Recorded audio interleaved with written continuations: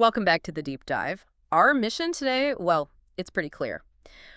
We are sailing straight into the world of the Corinthians Association. Right. This is a sailing group with a really storied cast and a calendar that is just packed. It's unbelievable. So for anyone out there thinking about expanding their nautical horizons, our goal is to figure out exactly who they are, how they operate, and, the big question. Yeah.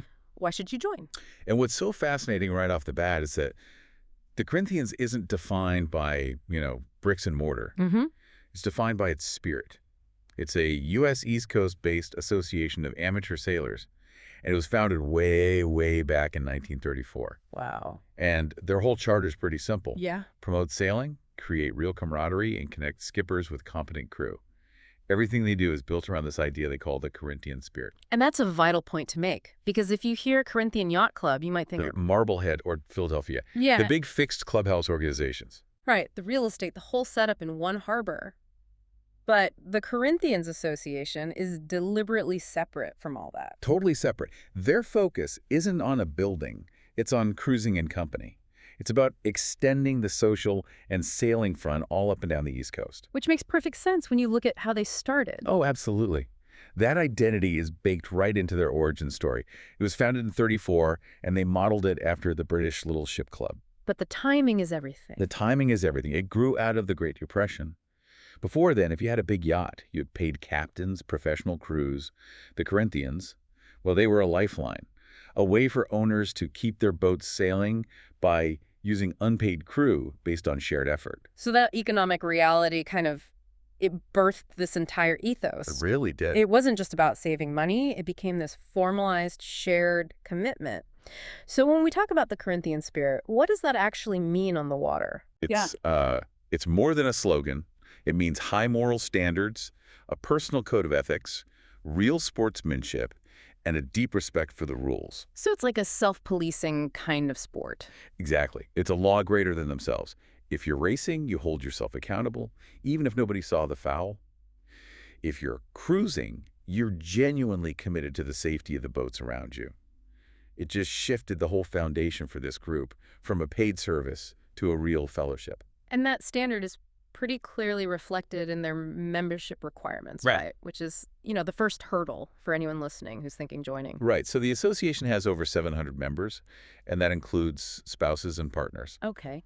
And while a lot of them have incredible experience offshore racing, you name it, the crucial point is that you do not need to own a boat. That's huge. It's a game changer. The bar is just having enough experience to be considered competent crew.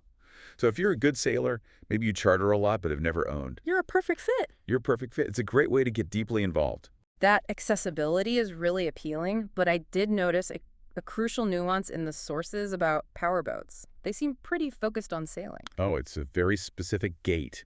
It's designed to protect that core identity. If you own a powerboat, you're only welcome if you're a long-term established sailboat skipper who just recently switched to power. So not for lifelong powerboat enthusiasts. Definitely not. They are consciously, focused on the skills and traditions unique to sailing. It keeps everyone, sailing in the same direction. That makes a lot of sense. They're guarding that tradition. And if you meet that bar, the cost is, pretty reasonable for what you get. It is. Annual dues are $155 plus a one-time $250 entrance fee for new members. And they even have reduced rates for younger members, 18 to 30, which is great to see. And that fee unlocks a ton of activity, right? It's not just a summer thing. Not at all. It's year-round, thanks to their fleets being spread out geographically. Yeah. You've got Chesapeake Bay, Long Island Sound, Mystic, and New England. So there are always social and educational events happening, even when there's snow on the ground. Yep. So let's talk about what they do when they're not actually underway, because the ashore activities are just as impressive. They blend education and community so well. The variety is just incredible.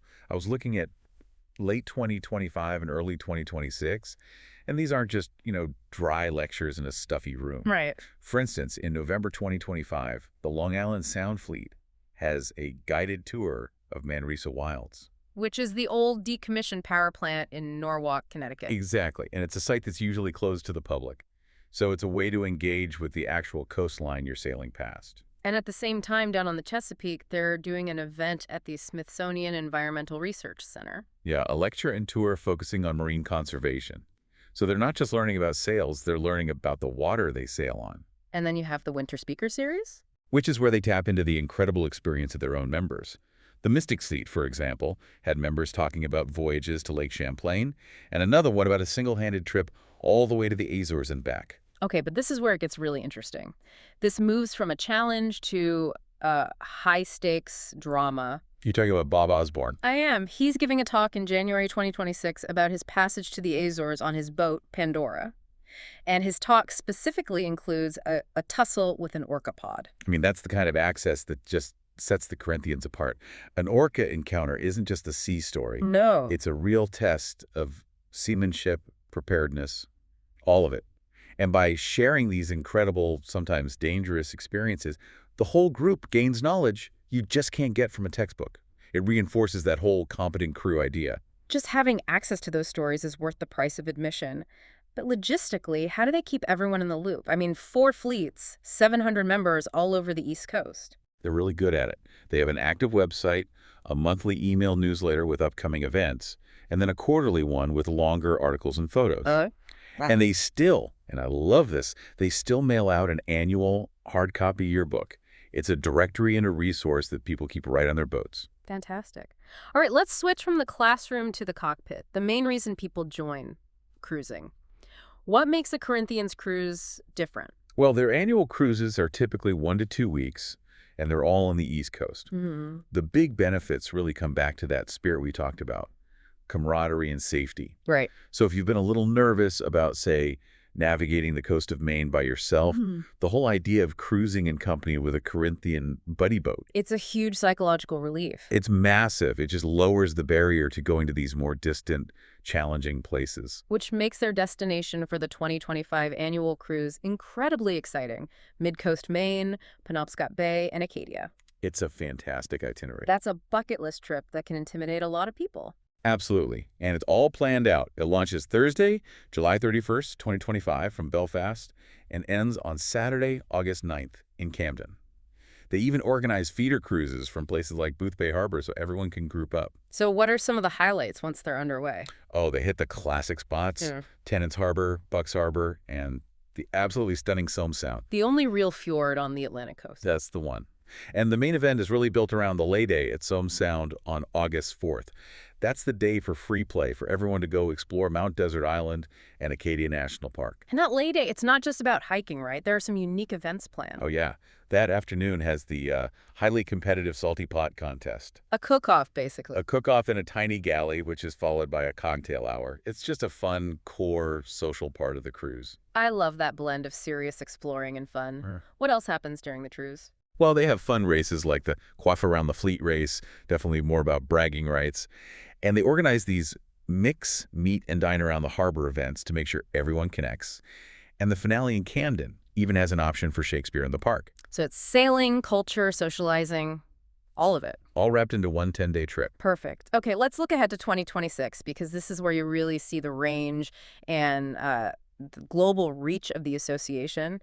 Joining now really sets you up for some amazing opportunities. It really does. The 2026 schedule is packed. In March, they have an international rendezvous in the Exumas. The Exumas. Yep, March 19th to the 21st at Lorraine's Cafe on Great Guanacaste.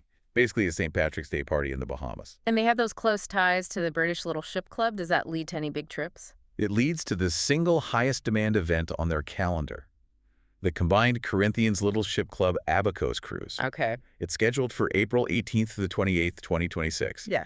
Hitting Marsh Harbor, Green Turtle Cay, Hopetown. But here's the catch. Let me guess. It's full. Pre-registration is closed, and it's already at full capacity. It just shows you the caliber of cruising that membership can unlock. So if you can't get on that one, what about sharpening your skills closer to home? What's happening in 2026 for the competitive folks? They cater really well to racers who value skill over just, having a big budget. On April 11th, there's the annual Frostbite Regatta. That's the Dyer Dow racing, right? It is at Mystic Seaport. It's small, tender racing, so it's all about raw skill and handling, not the size of your wallet. It really fits that Corinthian spirit. It absolutely does. And then on June 6th, they host the historic single-handed and double-handed race which they've been running every year since 1946. Just a fundamental test of seamanship. And the next big summer cruise? Save the date for that one. The 2026 annual cruise, August 2nd to 9th, is going to be exploring the South Coast and islands of Massachusetts. Another classic. Okay, let's bring this all back home to recruitment. If you're listening and you're intrigued by all this, the Chesapeake Bay Fleet is hosting the perfect low-pressure way to check them out. Yes, the Bah Humbug Gam. The what? The Bah Humbug Gam. It's on January 31st, 2026. Okay. It's a social gathering in Crownsville, Maryland, specifically for members to bring friends who might want to join. It's the ideal way to just gauge the community fit. And the sources mention it's a dinner with, quote, delicious food and delightful company. And critically, there is no charge for the event. Wow. You do have to register, of course, but it's free. It's the perfect, relaxed way to meet people and see if the Corinthian life is for you. So, boiling it all down, after 90 years, what's the core value proposition here? I think it's the perfect complement to your local yacht club. You know, if your club keeps you tied to one harbor, the Corinthians lets you explore distant ones, and more importantly, it really expands your skill level just by being around so many fine, experienced sailors. So if you're an experienced sailor looking for organized cruising, real-world education, and a chance to make lasting friendships up and down the East Coast, This is without a doubt worth investigating. immediately. And to leave you with one final thought to mull over. Given that the organization was founded during the Depression on this principle of shared effort and personal integrity, that Corinthian spirit, how does that origin, born from hardship, change the way members approach competition and companionship today compared to other groups that were founded in, times of plenty? That's a great question. That fundamental difference, I think it shapes every single thing on their calendar, from those little frostbite races all the way up to that salty pot contest.